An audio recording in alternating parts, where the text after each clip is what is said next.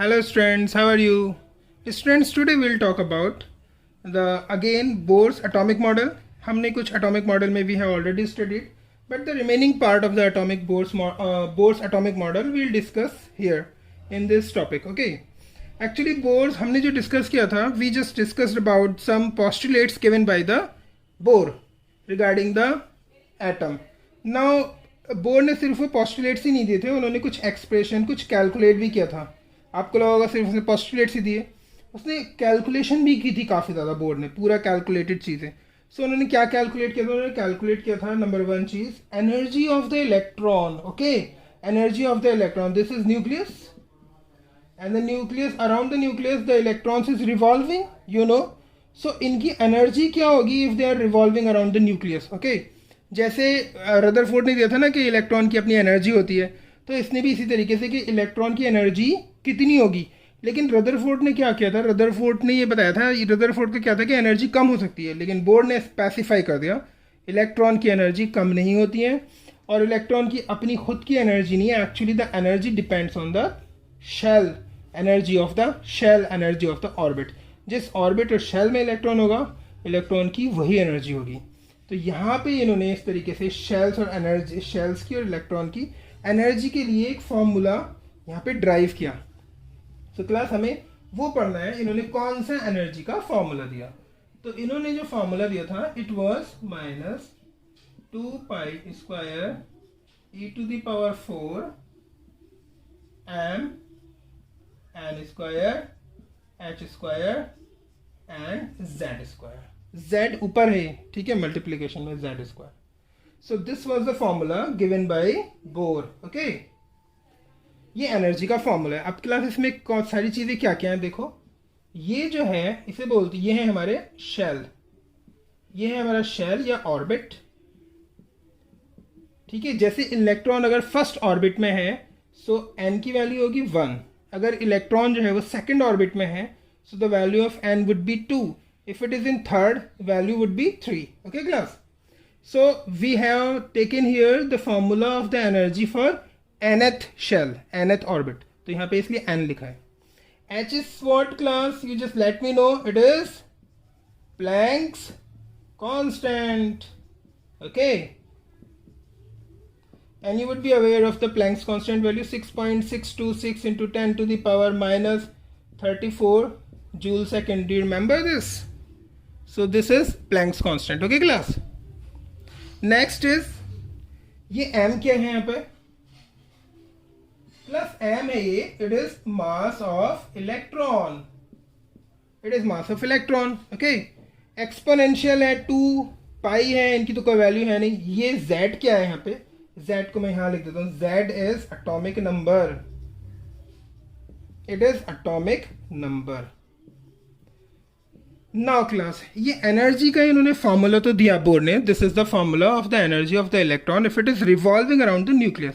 But main problem इस फॉर्मूले के साथ क्या थी? इसकी एक लिमिटेशन है. लिमिटेशन ये है, this formula can be utilised for only hydrogen like atoms. ये इसका ड्रॉबैक है.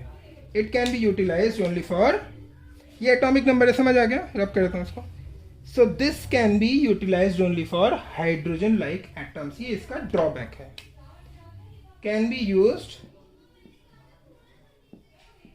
used only for hydrogen like atoms. अब हाइड्रोजन लाइक एटम कौन से होते हैं भाई? हाइड्रोजन लाइक एटम्स वो हैं which are having only 1 electron. Hydrogen कितने, how many electrons hydrogen is having? You just let me know. Obviously hydrogen का नंबर क्या होता है? हाइड्रोजन एटॉमिक नंबर क्या होता है हाइड्रोजन का? हाइड्रोजन का एटॉमिक नंबर इज, हाइड्रोजन का एटॉमिक नंबर क्या होता है बताओ? It is 1. So number of electron कितने होंगे? ऑब्वियसली 1 इलेक्ट्रॉन होता है. तो हाइड्रोजन में 1 इलेक्ट्रॉन होता है, एटॉमिक नंबर 1 है, इलेक्ट्रॉन का नंबर भी 1 होता है हाइड्रोजन में. तो कोई भी atom which is having only 1 electron, okay, कोई भी atom which is having 1 electron in their shell, सिर्फ एक ही इलेक्ट्रॉन है, उनको हम बोलेंगे हाइड्रोजन लाइक एटम्स. अब वो कौन से एटम्स होंगे देखो? वो एटम्स होंगे हमारे, जैसे कि हमारा helium, helium ion He+. Helium में कितने इलेक्ट्रॉन होते हैं नॉर्मली? नॉर्मली होते हैं हीलियम में 2 electrons. Okay, but this is helium plus, helium ion है ये, सो इसमें से एक प्लस लगा हुआ है, इट मीन्स एक इलेक्ट्रॉन इसमें से रिमूव किया हुआ है. तो अब हीलियम के पास कितने इलेक्ट्रॉन होंगे, आई मीन हीलियम आयन के पास कितने इलेक्ट्रॉन है इसके पास, ऑब्वियसली इसके पास 1 इलेक्ट्रॉन बचा, क्योंकि ये आयन की फॉर्म में है, और हीलियम प्लस मतलब एक इलेक्ट्रॉन. जैसे दूसरा ले लेते हैं लिथियम. लिथियम तो लिथियम है नॉर्मल, लिथियम के पास, लिथियम एटम के पास कितने इलेक्ट्रॉन्स होते हैं, 3 होते हैं normally, but here will take lithium plus 2. Lithium plus 2 मतलब इसके 2 इलेक्ट्रॉन निकाल दिए, थे कितने लिथियम पर 3 इलेक्ट्रॉन्स, रिमूव कितने किए हमने, +2 चार्ज है, 2 इलेक्ट्रॉन रिमूव किए, अब इसके पास कितने बचे, 1 इलेक्ट्रॉन. सो हीलियम Li+2 और helium ion and lithium ion Li+2 and helium ion He+1, ये हमारे कहलाएंगे hydrogen like atoms. So the drawback of this equation is कि ये सिर्फ हाइड्रोजन लाइक एटम्स के लिए ही यूज किया सकता है, या तो हाइड्रोजन के लिए या हाइड्रोजन लाइक एटम्स के लिए. ओके, तो यहां पर अब जो Z है ना, ये Z जो मैं बोल रहा था, दिस इज एटॉमिक नंबर. अगर हाइड्रोजन की बात करें, so we'll have to put here what, हमें लिखनी होगी Z=1 for hydrogen, it is Z=1. Okay, helium के लिए अगर मैं हीलियम प्लस के लिए लूं, तो यहाँ पे Z की वैल्यू क्या होगी बताओ class, obviously it would B 2. अगर मैं बात करूँ लिथियम की, तो लिथियम का एटॉमिक नंबर क्या होता है, लिथियम +2 ले लेते हैं हम. लिथियम +2 के लिए जो Z की वैल्यू होगी वो कितनी होगी क्लास, लिथियम का एटॉमिक नंबर कितना होता है, 3. So value would be 3 because Z is atomic number. Okay, तो हमें यहाँ पे Z को ऐसे रिप्लेस करना है, इसके एटॉमिक नंबर लिखना है. लेकिन again I am telling you this formula can be utilised only for hydrogen like atoms. Okay, so now class, हमें ये फॉर्मूला एज सच लर्न नहीं करना है, मैं फॉर्मूला इसलिए बता रहा हूँ, some time it happens in NEET और जेई में कि डायरेक्टली फॉर्मूला पूछ लेते हैं, अदरवाइज इस फॉर्मूले को लर्न करने की इतनी ज़्यादा ज़रूरत नहीं है.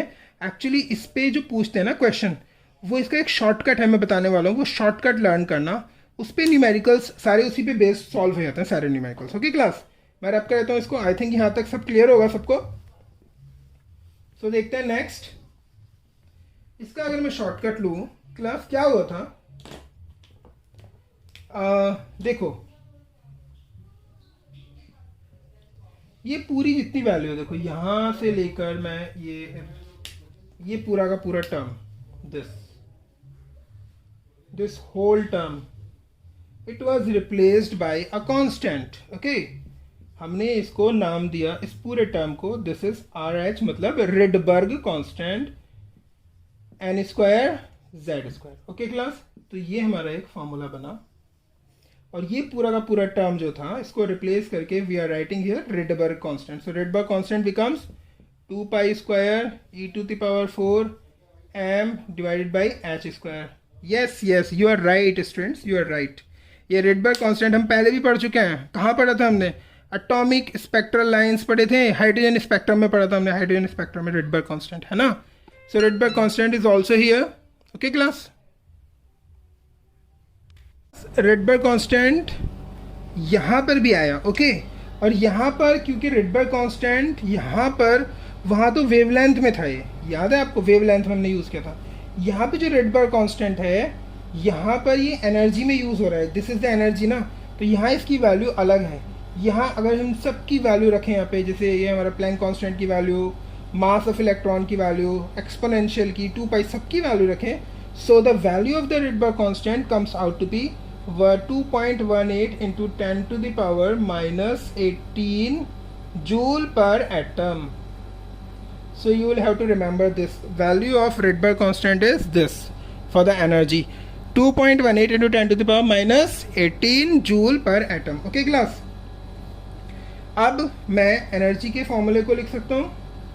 एनर्जी का फॉर्मूला क्या हो गया, एक तो ये हो ही गया हमारा, रिडबर्ग कांस्टेंट की वैल्यू भी रख सकते हैं, minus 2.18 into 10 to the power minus 18.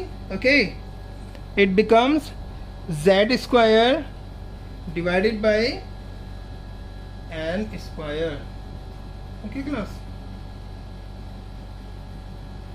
तो ये हमारे फॉर्मूले हो गए, ये फार्मूला हो गया, ये फार्मूला हो गया, ये रेडबर्ग कांस्टेंट है, ये एनर्जी का फॉर्मूला है। ओके क्लास, अब हम एक चीज़ और देखते हैं इसमें क्लास। ये तो था when we just require to calculate the energy in joules, so ये जूल के लिए था। Do you remember in my previous video, in my previous classes मैंने आपको बताया था electron volt is also one of the unit of the energy. अब हम इलेक्ट्रॉन वोल्ट में निकालते हैं इसको। Okay, so class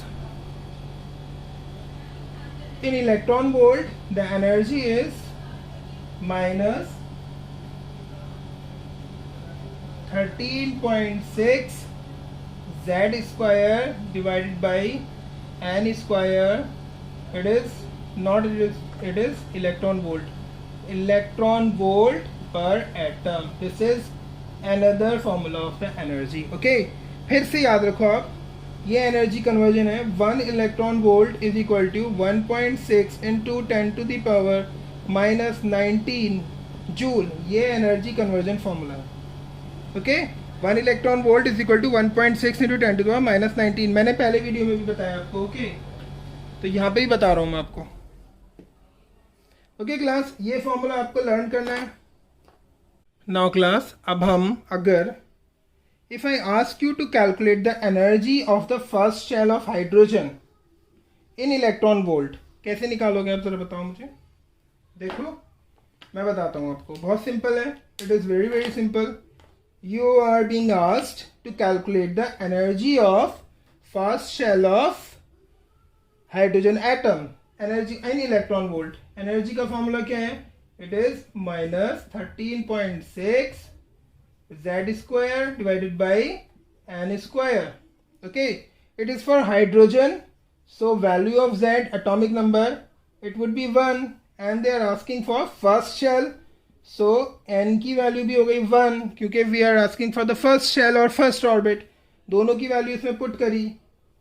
so first orbit की हाइड्रोजन की जो एनर्जी होगी इट वुड बी, देखो यहाँ हमने वैल्यू रखी, it becomes minus 13.6 into 1 divided by 1, 1 का स्क्वायर and 1 का स्क्वायर, so obviously ये सब 1 ही हो गया, so energy becomes what?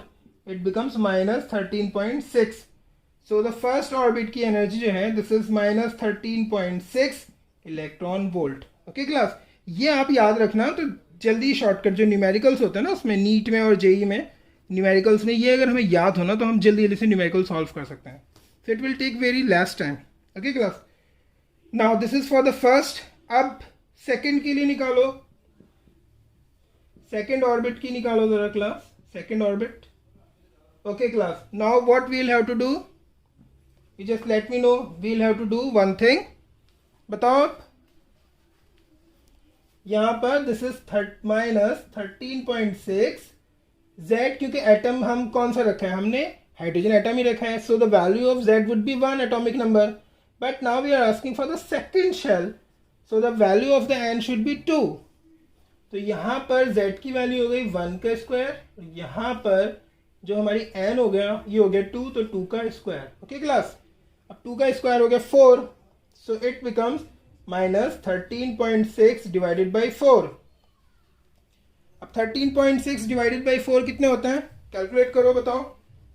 it becomes what?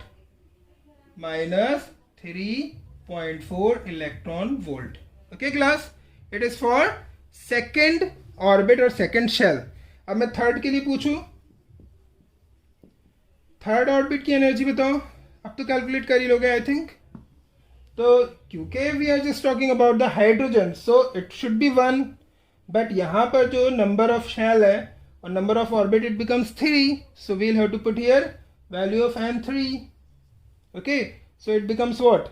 minus 13.6 divided by 9, और जब हम इसको डिवाइड करेंगे it comes out to be minus 1.1, so the third shell की होगी minus 1.1 इलेक्ट्रॉन वोल्ट। क्लास, ये भी आपको लर्न कर लेना, it is very important as far as the numericals are concern, है ना।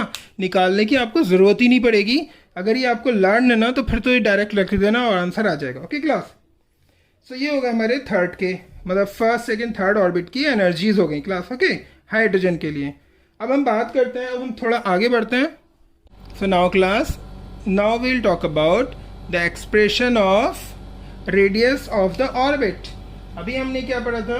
एनर्जी. ओके, एनर्जी में मैंने क्लास अभी आपको we have calculated the energy of the first orbit, second orbit, third orbit. If you are being asked to calculate the energy of fourth, fifth, you can calculate ना easily.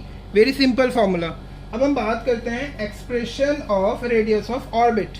Okay, so इन्होंने radius का भी एक formula दिया था. Okay, और ये formula जो था it was r n is equal to n square h square, okay, 4 pi square e to the power square m n z.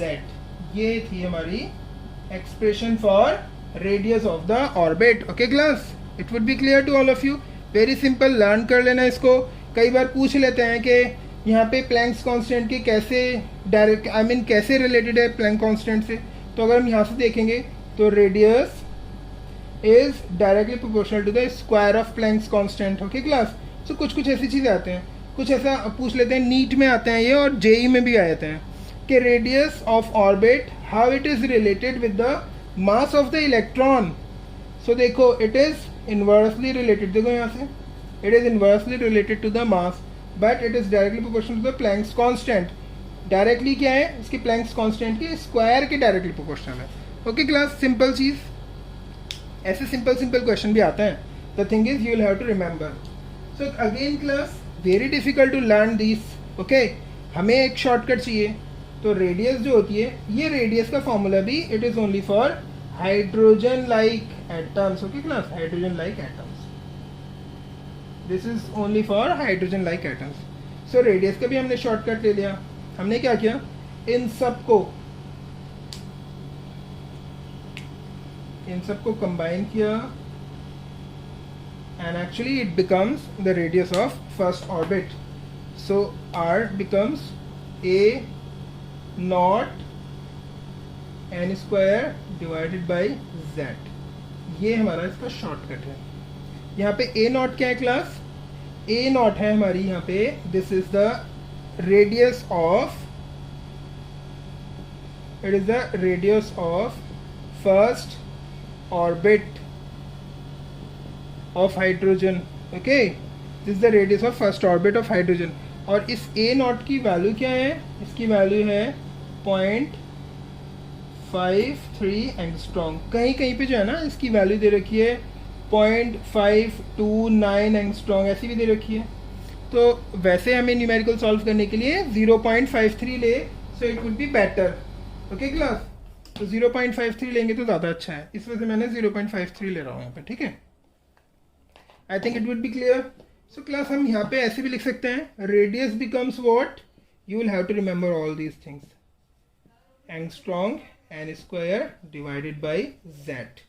So radius है हमारा एंगस्ट्रॉम में, so you will have to remember this formula as well. Okay class, अब जैसे मैंने अभी निकाला था, हमने एनर्जी की निकाले थे ना ऐसे, first orbit, second orbit, third orbit. अभी इनका भी निकालो, radius first orbit, second orbit, third orbit. रब कर दो इसको, कैलकुलेट करो. फर्स्ट ऑर्बिट की कैलकुलेट करते हैं. फर्स्ट ऑर्बिट रेडियस, ये तो कैलकुलेट करने की जरूरत ही नहीं, यू नो, हमने अभी बताया इट इज 0.53 एंगस्ट्रॉम. ये तो फर्स्ट ऑर्बिट की है. अब सेकंड की बताओ, सेकंड ऑर्बिट रेडियस बताओ. सेकेंड ऑर्बिट, देखो class, we are just talking about hydrogen atom again. So the value of z becomes 1. Okay, n की वैल्यू यहाँ पे चेंज होगी, तो ये हाइड्रोजन की है 1 हाइड्रोजन के लिए. n की वैल्यू में भी it may be changing, or it is changing. Why it is changing? Because n represents the number of shells or number of orbits.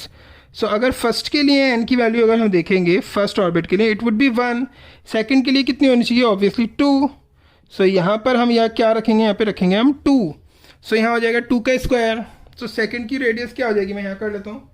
Second की हो गई, देखो यहाँ n लगाया था मैं यहाँ, क्योंकि n ऑर्बिट के लिए देख रहे थे हम सेकंड ऑर्बिट के लिए, तो आर्क में मैंने बेस में सेकंड लगा दिया है. so it becomes 0.53. Second orbit, so value of n becomes 2 to the power 2 divided by, because we are talking about hydrogen, so 1.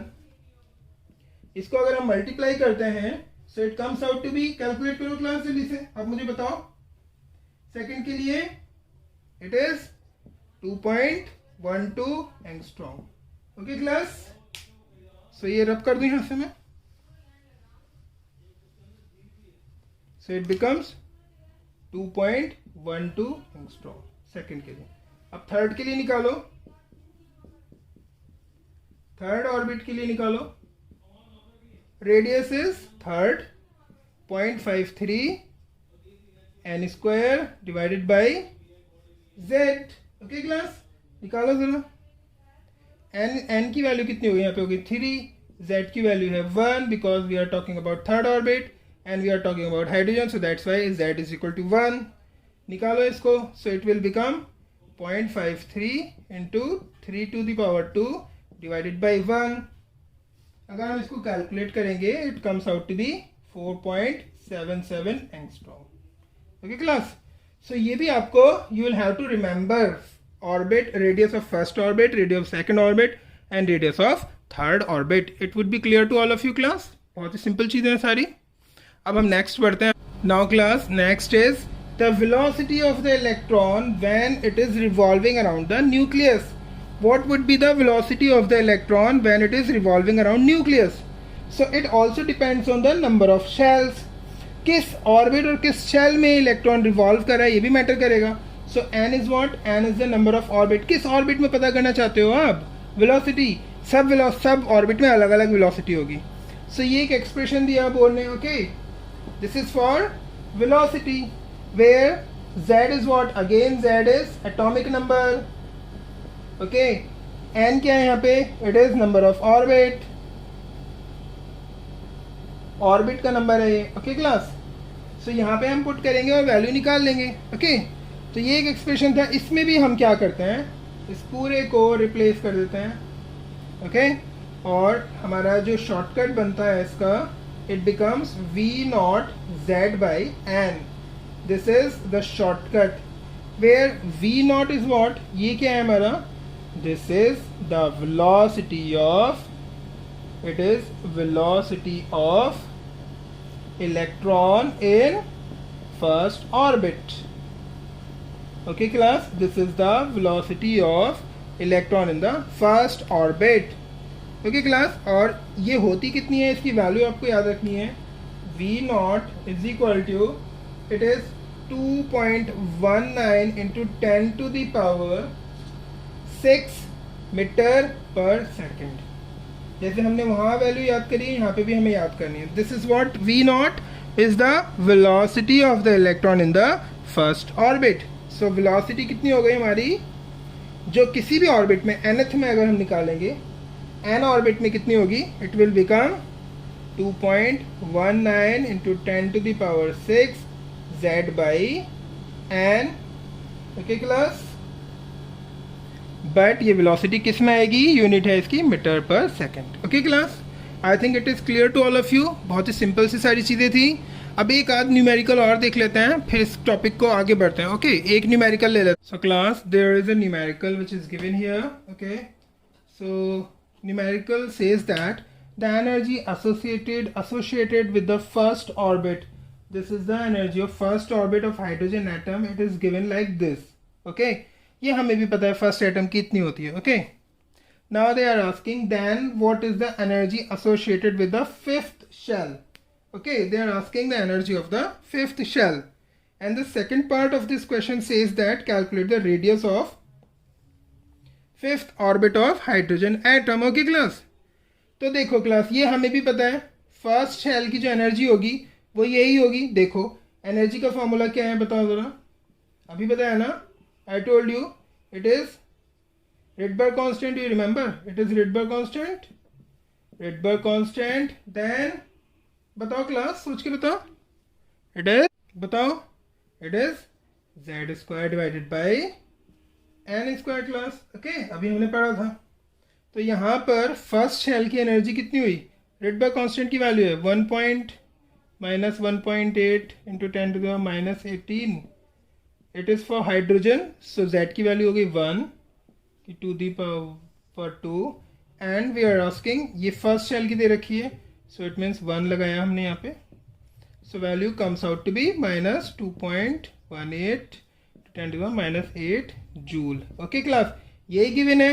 इसका मतलब ये पता लगा कि ये एनर्जी गिवन है और ये हमें वैसे भी पता है फर्स्ट शेल की ये होती है. Now the question is not कि फर्स्ट शेल की हमें एनर्जी पता करनी है. फर्स्ट शेल की एनर्जी इज ऑलरेडी गिवन, ये तो कंफ्यूज करने के लिए दे रखी है. अब हमें निकालनी है किसकी, हमें निकालनी है, it is they are asking what is the energy associated with the fifth shell. So ये एटम कौन सा है, first of all it is hydrogen atom. So Z is what? Z class, it is atomic number. So atomic number for hydrogen atom it would be 1. Okay class, it would be 1. Okay, यहाँ पे 1 आ गया. अब N देखो, N is the number of orbit and they are asking for the fifth shell. So we'll have to write here fifth. Okay, so now calculate this. RH की value we know.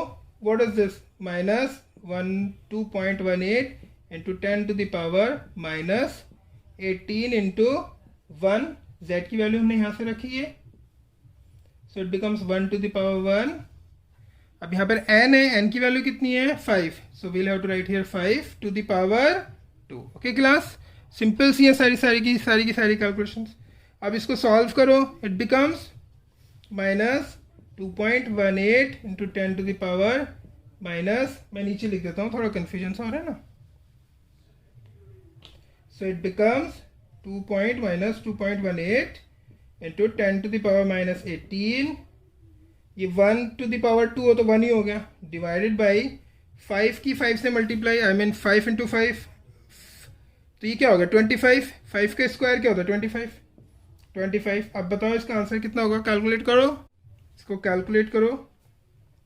यहाँ से तो जाएगा नहीं, तो हम क्या करें, इसको ऐसा कर लेते हैं, माइनस 218 ले लेते हैं इसको, ये पॉइंट इधर ले जाते हैं, तो इसकी पावर क्या हो जाएगी और माइनस में चली जाएगी. So it will become 10 to the power minus 20 divided by 25. अब हम इसको डिवाइड करें 25 से, 218 को अगर डिवाइड करें,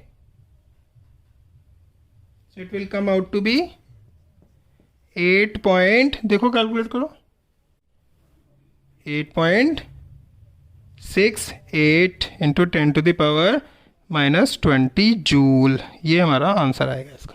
ओके क्लास, ओके. अब हम इसका सेकंड पार्ट करते हैं.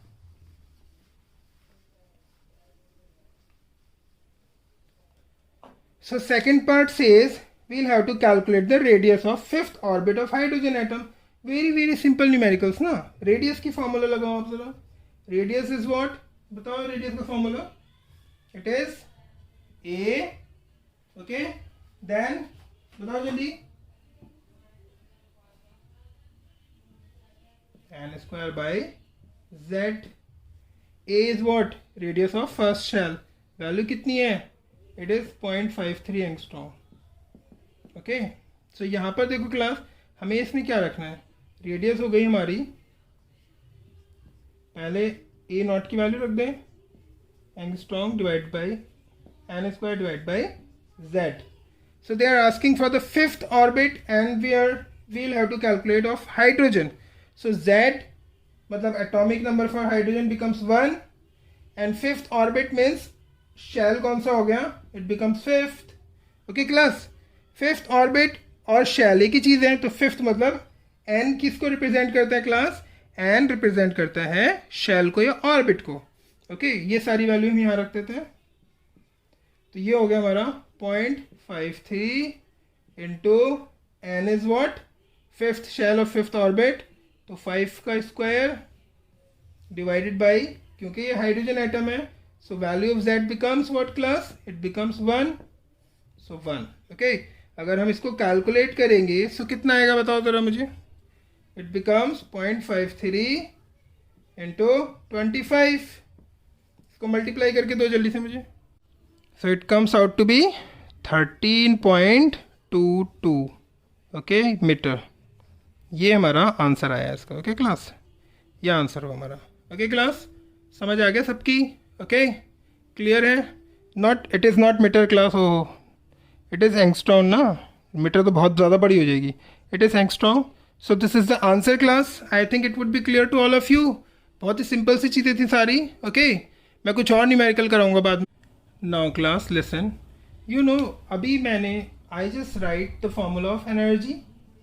एनर्जी का फॉर्मूला क्या क्या लिखा था मैंने? एनर्जी का फॉर्मूला लिखा था मैंने minus Rydberg constant, okay, Z square divided by n square class. ये लिखा था मैंने. एक और मैंने लिखा था minus 13.6, okay, Z square divide by n square. These were the energies formula. Okay class, simple सी चीज़ है, बहुत ही, इसमें तो कुछ है ही नहीं. अब यहाँ पे क्वेश्चन क्या आता है class? Why always energy is negative? Are you observing one thing? The energy is negative, energy of electron is negative. Okay, so now the question is why energy of electron is negative in all the case. कि negative क्यों आ रही है, ये reason इसको हमें देखना है कि क्यों नेगेटिव आ रही है. ओके, तो इसमें क्लास होता क्या है, मैं इसको रब कर देता हूँ, अब मैं आपको समझाता हूँ. होता क्या है क्लास, देखो, एक होता है इलेक्ट्रॉन एट रेस्ट, एक कंडीशन होती है electron at rest. Electron at rest मतलब होता है इलेक्ट्रॉन अगर न्यूक्लियस है सपोज ये, and suppose electron is revolving around the nucleus, so what we can say electron is always in motion. okay, ये मोशन में है. आ रही बात समझ में? तो जब भी इलेक्ट्रॉन न्यूक्लियस के अराउंड रिवॉल्व करेगा, so it means it is in motion. Electron at rest का मीनिंग होता है जब electron is not moving. Are you getting me? When the electron is not moving. So ऐसी कब कंडीशन आएगी? When the electron is not moving और when the electron is at rest. ये तब होगा जब electron is infinity far away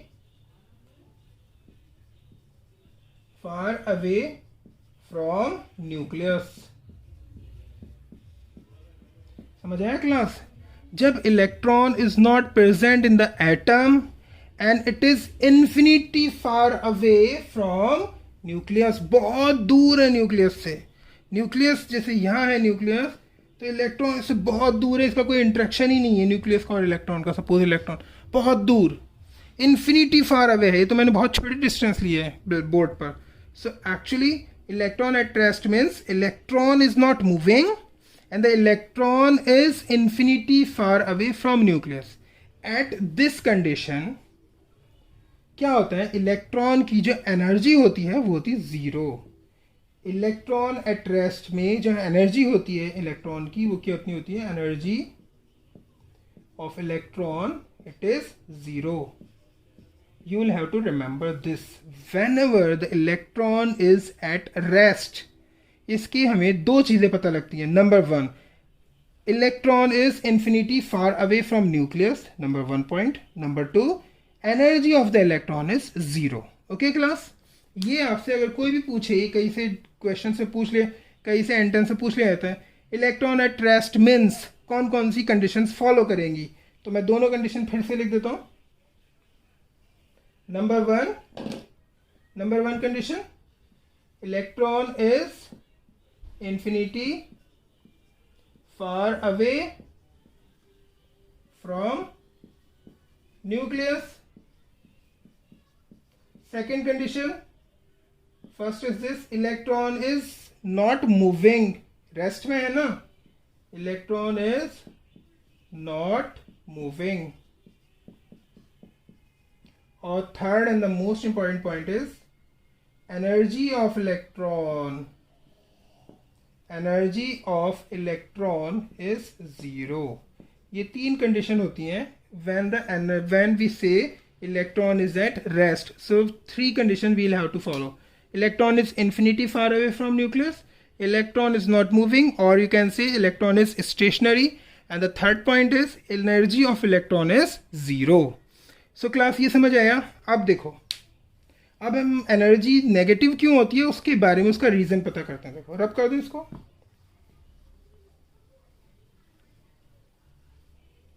now listen class, ये है हमारा nucleus. This is shell, okay. ये सपोज ये इलेक्ट्रॉन है, इट इज फार अवे, और इसको हम बोल सकते हैं ये है electron at rest. This is electron at rest, this is electron. इसकी एनर्जी कितनी है क्लास? मैंने बताया था एनर्जी इस टाइम पर इसकी है 0 energy, okay. Now when the electron comes in contact with this nucleus, ये न्यूक्लियस इसको बुलाता है, ये आता है। सपोज किसी भी कंडीशन में न्यूक्लियस के पास आता है और ये न्यूक्लियस के क्लोज आने लगता है इलेक्ट्रॉन, ओके। मतलब ये न्यूक्लियस है, सपोज हम न्यूक्लियस को ही ले गए वहाँ पर, ओके। धीरे धीरे न्यूक्लियस यहाँ आया तो इलेक्ट्रॉन के ऊपर एक अट्रैक्टिव फोर्स लगेगा जो न्यूक्लियस अपनी तरफ अट्रैक्ट करेगा इस इलेक्ट्रॉन को। Are you getting me class? Simple सी चीज़ है, इलेक्ट्रॉन को अपनी तरफ अट्रैक्ट करेगा तो इलेक्ट्रॉन क्या करेगा, यहाँ से मूव करना शुरू करेगा, ओके। और ये जैसे जैसे मूव करेगा, आर यू गेटिंग मी, किसकी वजह से मूव कर रहा है? It is moving due to this attractive force of nucleus. सो electron when it was at rest, the energy of electron was 0, it was not moving.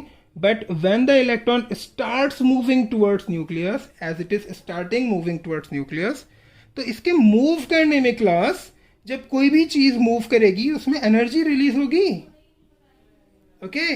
और अगर हम बात करें मैक्सवेल ने जो थ्योरी दी थी, मैक्सवेल ने भी ये कहा था, when the charge particle moves, okay, energy is released. और वो भी अगर हम फॉलो नहीं करें, कोई भी चीज़ मूव करे, सपोज आप भी मूव करते हो, energy is going to utilise in the same manner. When the electron at rest starts moving toward nucleus, what will happen? Energy इसकी रिलीज होगी। Are you getting me? जब ये एनर्जी रिलीज करेगा, already इसकी energy when it was at rest कितनी थी? It was 0। When it is moving towards nucleus, इसकी energy continuously release हो रही है। सो इसकी एनर्जी कैसी हो जाएगी ज़रा बताओ? 0 से भी कम हो जाएगी। Are you getting me class? Initially when electron was at rest, energy was 0। When it starts moving towards nucleus, it releases energy. तो 0 से भी कम एनर्जी हो जाएगी ना इसकी, क्योंकि इसने एनर्जी रिलीज करी। कितनी हो जाएगी? Energy will become negative, okay class. So that's why when the electron moves from electron at rest position towards nucleus, और जब ये एक शेल में आ जाएगा, जैसे ही electron comes in the shell, तो इसकी एनर्जी जो होगी वो रिलीज होते होते नेगेटिव में आ जाएगी। इसलिए एनर्जी ऑफ द इलेक्ट्रॉन, जो जैसे बोर्ड ने बताया था, एनर्जी ऑफ इलेक्ट्रॉन क्या थी? It is negative. जितने भी हमने फॉर्मूले थे बोर्ड ने जो दिए थे, उन सब में एनर्जी ऑफ इलेक्ट्रॉन क्या थी? नेगेटिव थी। क्यों नेगेटिव थी? क्योंकि एट रेस्ट से 0 से ही मूव करना शुरू करता है, और जैसे जैसे मूव करता है न्यूक्लियस की साइड में, इसकी एनर्जी रिलीज करता रहता है। And when it is available, when it is present in the shell और ऑर्बिट, इसकी एनर्जी 0 से भी कम हो जाती है, ओके क्लास। इसलिए एनर्जी जो होती है वो नेगेटिव होती है। So class